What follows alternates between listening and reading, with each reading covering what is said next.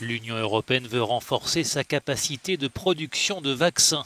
Sous le feu des critiques en raison des retards de livraison, la Commission a reconnu avoir été trop optimiste sur l'acheminement des millions de doses des 3 vaccins ayant déjà obtenu le feu vert de l'EMA, l'Agence européenne de médicaments.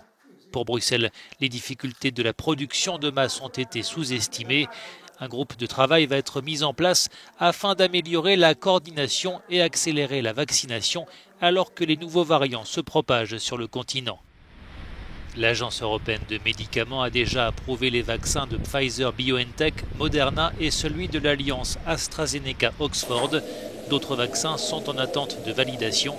Pour la chef de l'exécutif européen, Ursula von der Leyen, il faut accélérer les examens. Nous devons améliorer le partage de données des essais cliniques avec l'EMA. Et c'est pourquoi nous lançons dès maintenant un nouveau réseau européen d'essais cliniques. En parallèle, notre commissaire de la Santé, Stella Kyriakides, va travailler sur un cadre réglementaire pour permettre à l'EMA d'examiner les vaccins aussi rapidement que possible. La présidente de la Commission européenne a par ailleurs exprimé ses regrets après la controverse sur le contrôle des exportations de vaccins vers l'Irlande du Nord qui avait déclenché une première crise diplomatique post-Brexit. Bruxelles a finalement fait marche arrière.